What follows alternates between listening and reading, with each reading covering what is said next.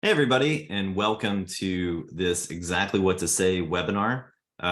Today, we're going to be going over critical conversations and the four cornerstones of conversational excellence, as well as the critical ingredients to influential conversations. Now, one of the things that we want to be able to cover today is just an overview of the background of the Exactly What to Say program. We want to be able to talk about some of the foundational elements of excellence in conversation, excellence in communication, and coming from a place of genuine curiosity and empathy. A lot of you have the book. You've probably gone through a lot of the books. Some of you have delved a little deeper into some of the themes that we'll be going over today. But I'll tell you this, I've been doing this for over a year now, and I come back to this material all of the time. So you're not going to master this just by hearing it once. You need to put this into that 10,000 hours of work, that muscle memory. So the more and more that you listen to this, the more and more it becomes part of their reflexes in conversation and that kind of gut instinct of this is how I need to handle this conversation. So this is something that you can listen to in your car. You can just put it on in the background when you're working, but just think of it as something that you constantly need to come back to. I do, and I teach the material. It's something that you should never get away from, because when you start to master it more and you start to get better at it, you find different parts of it that become more relevant for you. So don't think that just because we're going through this again, if you've heard it the first time, it's something that you really need to listen to a lot. So today we're going to start with a quote. This is something that seems really simple, but this is one of the basis of exactly what to say and the idea of empathy and curiosity in conversation. Content without context is simply noise, right? You can hear people, but are you listening? What do you know about the reasons why they're doing what they're doing? What are ways that you've found out about the reasons why people act a certain way or have made certain decisions?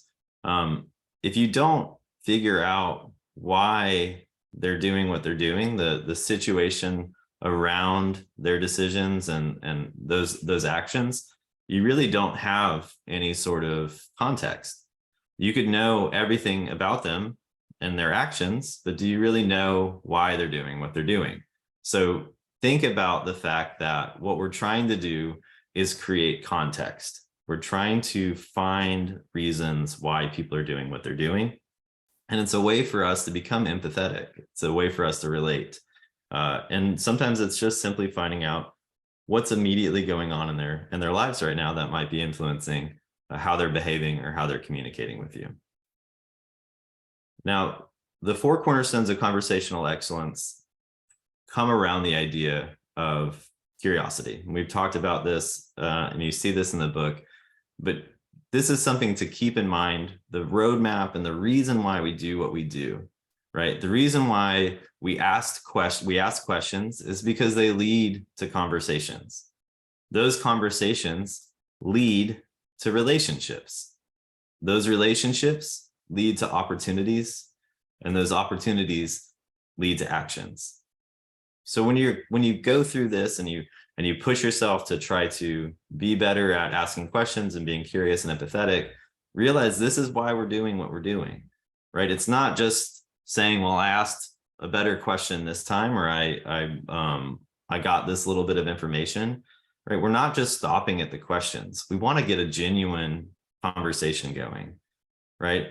And the more conversations you have with someone, the stronger the relationship is, right? Because you're creating that empathy, you're creating that relatability, you're creating that courage for them to be with you in that conversation and those actions as a friend, as a family member, any relationship, right? And those relationships lead to opportunities. That can be a personal or a professional context. The stronger the relationship you have with someone, the more likely it is that if there's an opportunity that lies within the world of that relationship, you have a better chance of having that opportunity come to fruition. So keep in mind that you're not just going from questions to opportunities, right? You need to get through the conversations and the relationships.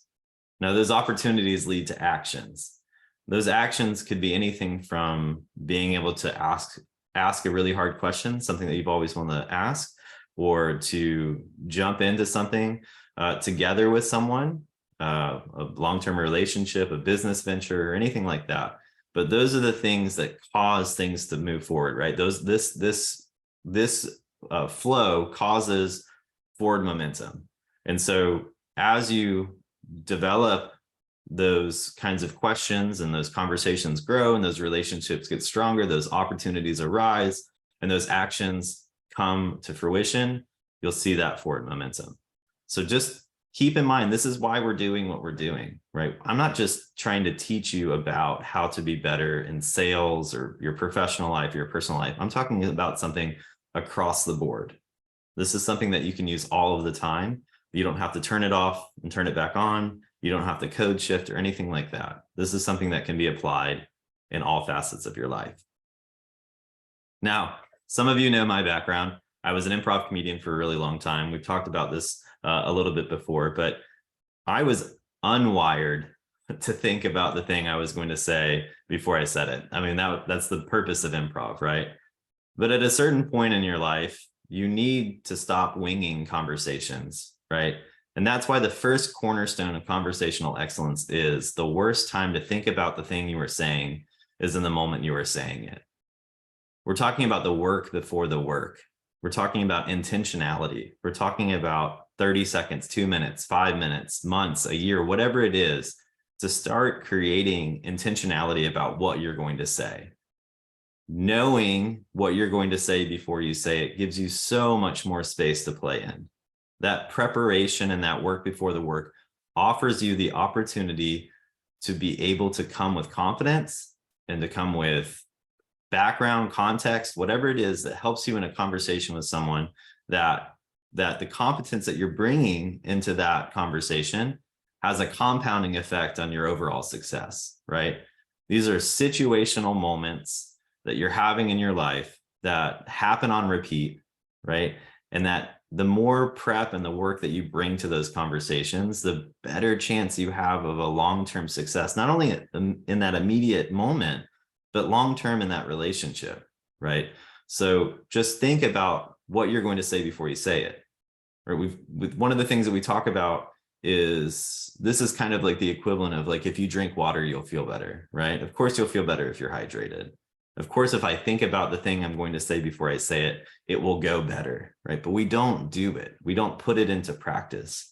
And so what I'm asking you to do is to identify some critical conversations in your life that you know that you need to add intentionality, that you need to think about the things you're saying before you say them, right? No, you don't have to do it for every single conversation right now, right? But what's a handful of conversations that are happening for you, both personally and professionally, that if you gave a little bit more thought, that you would be able to have more success in that relationship, in those situations at work or at home, right? So try to figure out a place to focus first. And you could also just do it with some maybe low stakes conversations, some friendships that you're trying to develop, some opportunities and connections and contacts that you have that you want to be able to grow, right? But either way, try to identify a couple of conversations, a couple of situations, and start to work on it. You have the book, you see the magic words and phrases. This is where you can kind of create that connection, right? The worst time to think about the thing you're going to say is in the moment you're saying it. We tie into it later as we go through the magic words, but one that comes to mind here is if somebody says something that you come into a situation, somebody says something that maybe throws you off guard or anything like that, you can always just come from a place of curiosity and say something like, what makes you say that? Or trying to figure out more information about where they're coming from, using words like help me understand, phrases like help me understand. But the most important thing is coming into those conversations first is creating that intentionality. So the worst time to think about the thing you were saying is in the moment you're saying it. We come to the second cornerstone of conversational excellence, and its curiosity is the fuel for great conversations. There's no surprise here, right? The more curious you are, the more interesting a conversation goes, right? If you ask somebody, oh, what did you do this weekend? And you say, oh, I went out on the boat. right? There's two ways to handle that. There's one way, which is you start talking about the last boat trip you went on and go down this long story about you, me. I've also been on a boat. I love boats. I invented boats. My father invented, whatever. You just go down this path where you're not coming from, the conversation's flat. Nothing's happening. But if you start digging and saying, oh, great, where did you go on the boat? Oh, what kind of boat was it? Who all was with you? Was it something that you do often? Do you like to go fishing too? Is that something that you like to do? Is this just more of a recreation boating thing? Right. And as more and you go down into these conversations and you're curious and you start asking all these questions and they have their voice heard, then all of a sudden it flips. And then they start asking about you. And the conversation goes from them asking about what did you do this weekend and you say what you did. It's not going to stop there because they're hyped, right? This conversation's going great. He asked me all of the questions. I'm going to ask him all of the questions, right? That is where you get to a place of a great conversation. So remember, if you're not curious in a conversation, if you just say, how's your day? It's good. How's yours? It's good. Thanks. That doesn't go anywhere. How's your day? It's great. I just had the best interaction with a customer. This is what they said. Oh, that's awesome. What else did they say? Is that something, you just go down this? You have this curious feeling. Oh, tell me more about this person. Tell me more about what they told you, right? So make sure that you're remaining curious in your conversations. The next thing to talk about for the 4 cornerstones is people do things for their own reasons and not yours. This is hugely important for you to remember, right? There's no influence that you have over someone that is going to change the reason why they're doing what they're doing, right? Their motivation is something that's very personal to them. And it's not something that you need to be able to project into, right? Someone else's timeline to do something, someone else's timeline to act or do something is their own timeline. That is their motivation. And so what you need to try to be able to do is find out what those reasons are and try to understand why they're doing what they're doing. And what you're doing is you're creating certainty. If you know exactly where someone is at, then you're creating certainty. But the only way to get there is being curious, right? We go back to that curiosity as the fuel for great conversations. That's where you find out the reasons why people are doing what they're doing.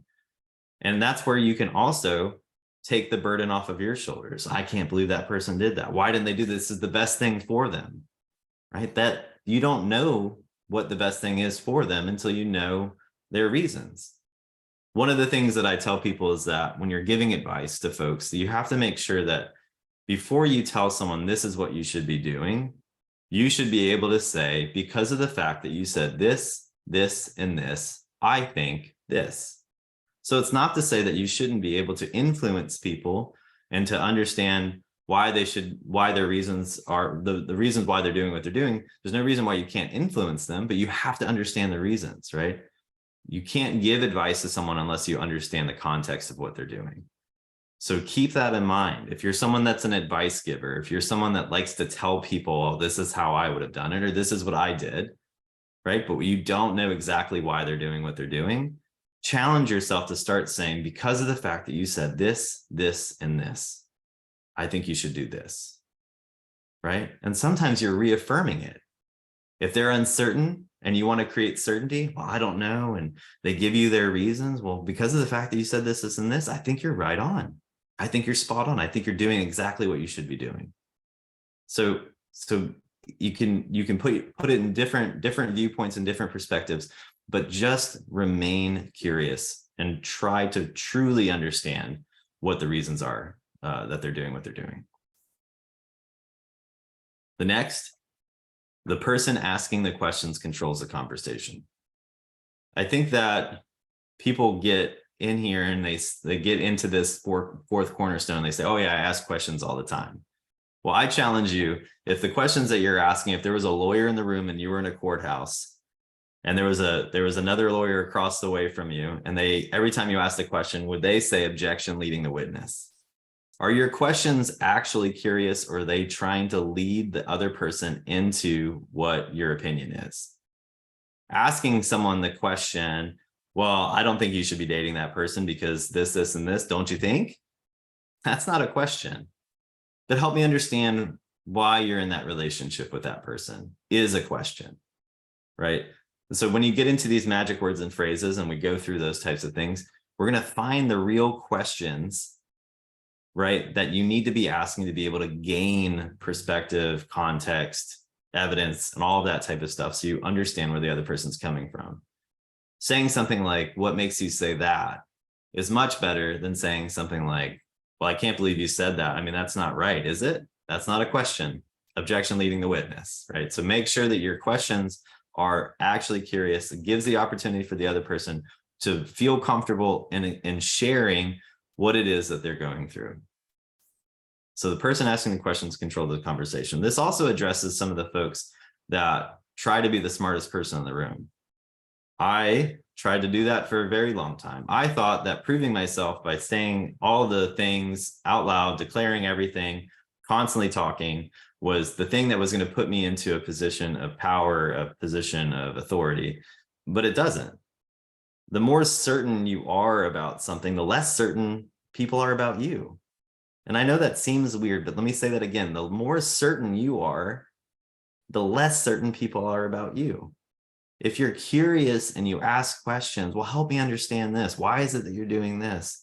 You're helping create certainty together. But if you come in and say, this is why you're doing this, this is what's happening to you, and this is the reason why, people are going to feel uncertain. They're not going to feel comfortable. And so by asking more questions, by being more curious, the byproduct is that you come across as a certain authoritative person. You come into a position of showing folks that you do care about what they're going to say, that you start giving advice and feedback based on the things that they've said, right? So it moves you from this burden, and it's a burden, it's a stress to try to be the smartest person in the room, to try to prove yourself constantly, right? But if you can just imagine yourself not having to do that on a daily basis and just asking questions, it's a wonderful feeling. But it doesn't remove anything from your relevance. It doesn't remove anything from your credibility. It actually bolsters both of them. So just remember, you don't have to be the smartest person in the room by telling everyone exactly what you think.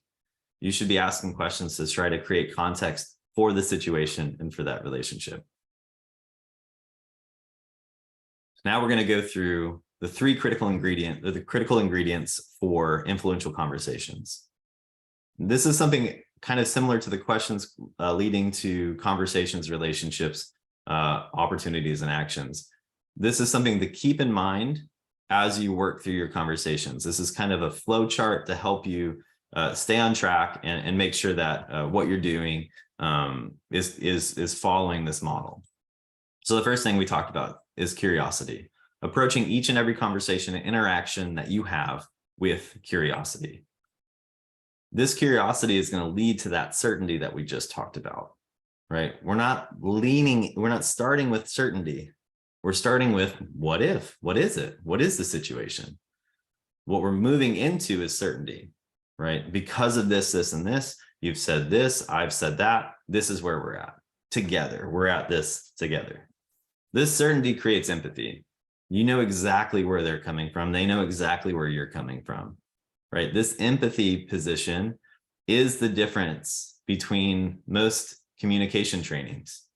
The empathy component, that ingredient, is left out of a lot of situations because we're not, a lot of those situations in helping with sales or workplace, it's really much more about efficiencies.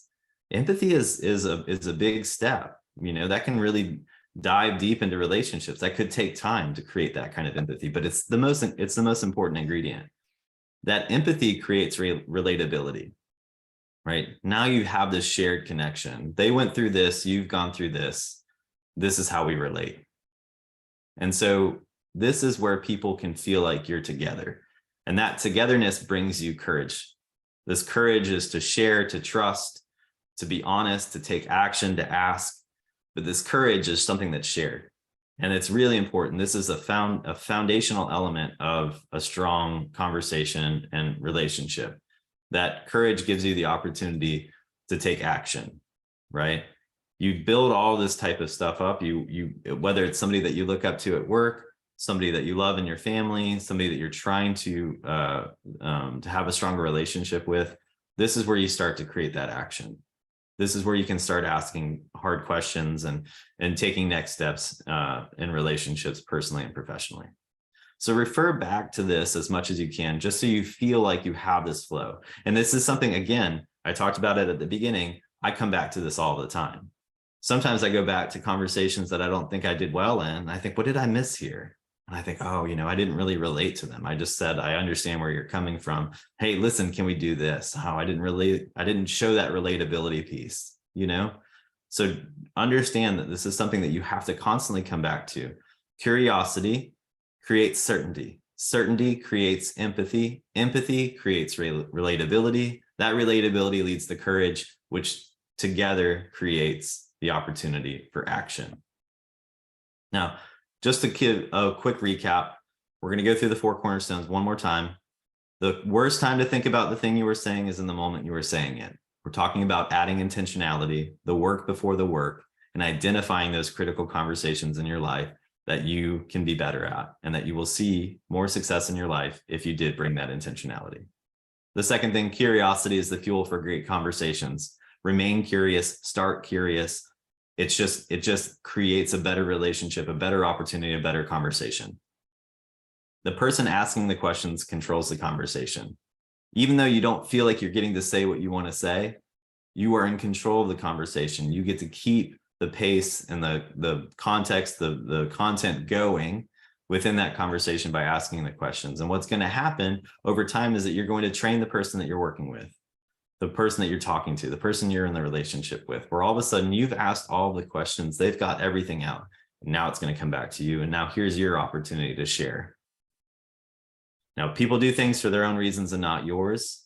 Keep that in mind as judge isn't the right word maybe, but it is something that we run into a lot. We look at people from afar and we see the content, but we haven't created the context. Motivation. What is their reason to move? What is their reason to do what they're doing? And the only way to do that is to follow these 4 cornerstones and remain curious. So I'll wrap up with this. I know that it's hard to have conversations. I know it's hard to dig deeper into relationships. I know it's hard to take leaps of faith and just try to develop new relationships, both personally and professionally. I totally understand that. But I'll challenge you with this one quote. Just imagine what can happen if you keep starting conversations. Just imagine what can happen if you keep starting conversations. Because on the flip side, what happens if you don't start conversations. You don't meet the person you fall in love with. You don't get the job that you want. You don't have that opportunity to go on that trip. If you don't start conversations, you don't have relationships. You don't spark opportunities, and you don't create actions in your life. You lose that forward momentum. And sometimes you're not going to bat 1,000. You're going to run into situations where things don't go exactly what you want. We're going to talk about managing expectations in the next webinar. But what I want you to do is just remember there's nothing wrong with starting conversations.